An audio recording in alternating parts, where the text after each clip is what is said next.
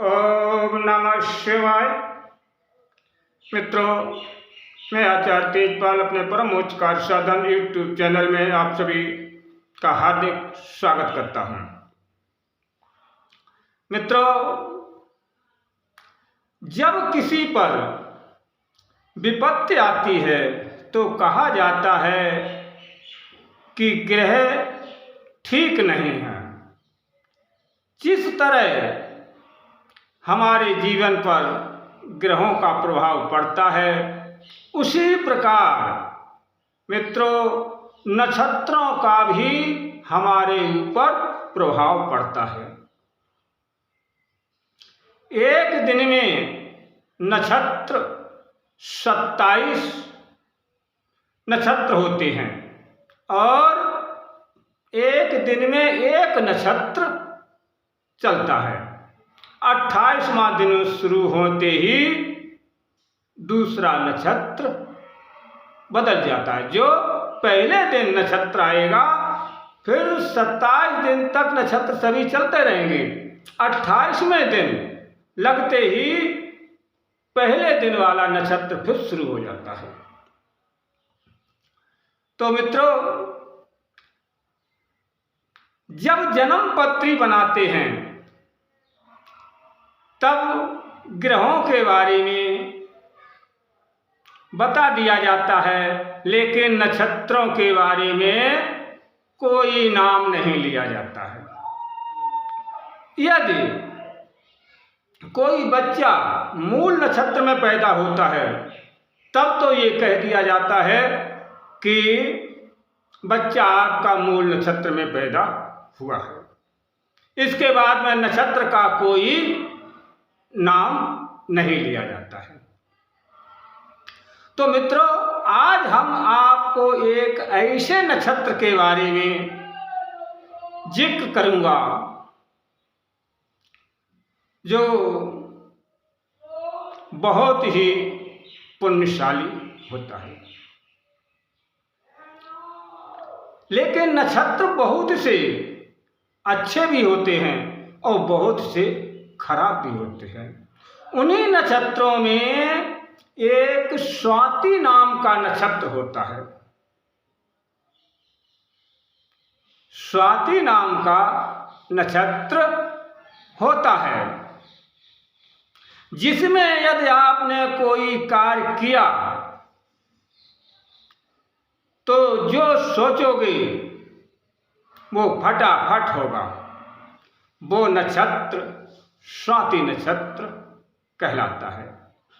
यदि हमारे द्वारा बताया हुआ प्रयोग कर लिया तो मित्रों आपका सोचा हुआ कार्य अवश्य होगा, लेकिन थोड़ा समय लग सकता है। तो आपको करना क्या है? आपको बेरी, जिस पर बेर लगा करते हैं, उस बेरी की जड़ को लाना है। लेकिन लाना कैसे है? स्वाति नक्षत्र से एक दिन पहले आपको एक लोटा में जल लेकर के बेरी के पास जाना है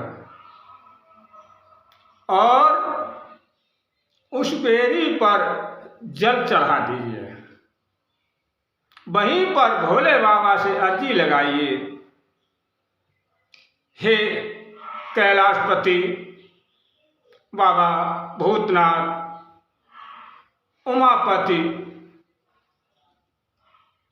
भोलेनाथ, मैं अपने निजी कार्य के लिए इस बेरी की जड़ लेने के लिए आया हूँ और ये जड़ हमें उपलब्ध करा, लेकिन ये जड़ मैं कल लेने आऊँगा। इसके बाद में आप चले आइए। स्वाति नक्षत्र जब पड़े तो सुबह होते ही आप उस जड़ ले आइए। कितनी? इतनी थोड़ी सी जड़। ये नहीं कि मतलब आप इतनी बड़ी जड़ ले आए, केवल छोटी सी। कि छोटे से ही काम चलेगा। जब आप ले आए तो सबसे पहले उसको पानी से धो डालिए। पानी से धोने के बाद में फिर दूध से धोइए, कच्चा दूध। दूध से धोने के बाद में फिर यदि गंगा जल आपके पास हो तो गंगा जल से धो लें, अन्यथा शुद्ध जल से फिर धो डालिए। अब आपको क्या करना है मित्रों, उस जड़ को एक पात्र में रख लीजिए और उस पर हल्दी से उस पर तिलक लगा दीजिए। यानी एक पात्र में रखी है और उस पर हल्दी लेकर के इस तरह तिलक लगा दीजिए जड़ में। तिलक लगाने के बाद में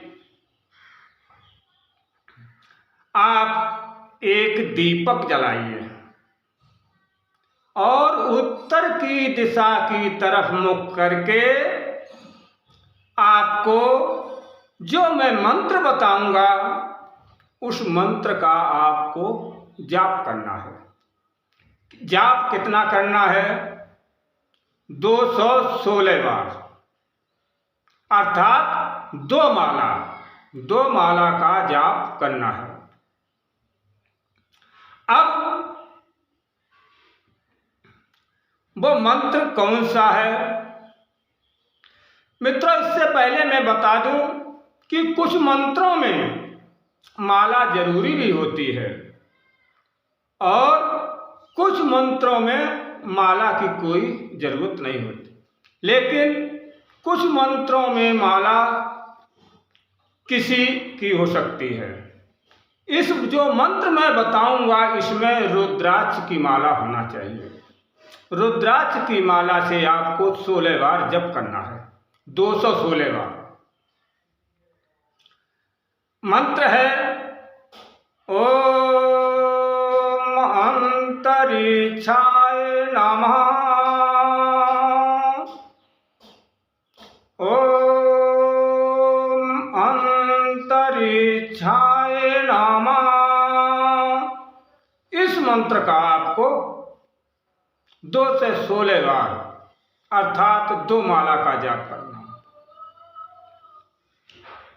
और उस जड़ को जाप आपका समाप्त हो गया, फिर एक पॉलीथीन में उस जड़ को लपेट लीजिए, ऊपर से लाल कपड़ा लपेट दीजिए।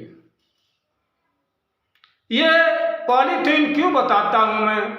यदि आपके पास ताबीज हो तो वो जड़ को ताबीज में रख सकते हैं। यदि ताबीज नहीं है तो पॉलीथीन में लपेट करके ऊपर से कपड़े में बांध लीजिए और अपनी सीधी भुजा की बाजू में बांधिए। और ये आपने कर लिया, ये बांधते ही वो जड़ आपको अपना प्रभाव दिखाना शुरू कर देंगे।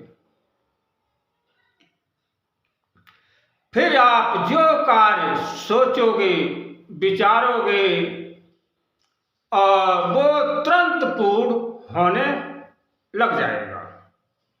ये इतना जबरदस्त प्रयोग है।